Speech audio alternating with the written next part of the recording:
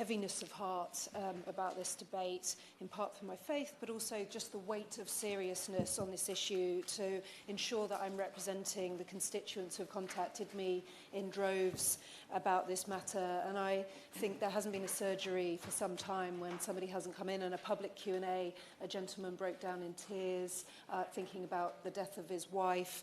A lady very carefully walked me through her experience of the death of her sister, culminating in a trip to Dignitas and describing the place and has never left me. And I have to say that steadily over a period of many years being the Member of Parliament for Stroud, constituents' experiences have changed my views and arguments about choice, compassion, the ability to plan is very, very powerful to me.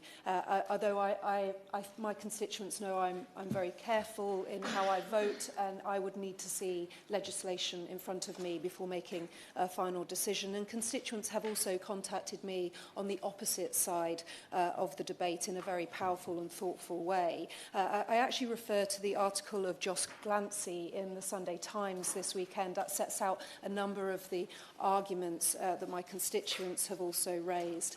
I thought I would also use my brief time just to give you an example of the very thoughtful correspondence I've had. A gentleman wrote to me, his wife is alive. He said, "This is extremely personal to me and my wife, who has an incurable blood cancer at the age of 55. Neither of us want her to suffer the gradual progression through incapacity, pain and death without her being able to choose her time of death with dignity, whereas at present the only choice might be to travel aboard and seek an exit prematurely." Another gentleman went on, and a very thoughtful and long correspondence where he talks passionately about his mother, working-class Liverpool woman, went on to become the curator at the historic Royal Palaces. I like the fact that he said, "You would have absolutely loved her, Siobhan." But he said that the weeks through her illness was actually rather life-affirming. His mum considered taking her own life, as her best friend had actually done through a terminal diagnosis, but she didn't. And she told us that she was glad that she hadn't, because she would have missed out on the experience of so much love and goodwill from family and carers.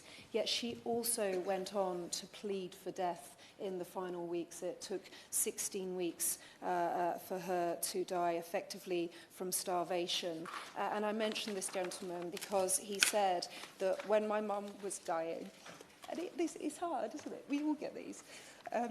I promised myself that I, at the very least, would write a letter, and I'd write this letter to my MP, so that the bitter disagreement with the law and my experience would be on record and known. And thank you for taking the time for it. We've had these emails.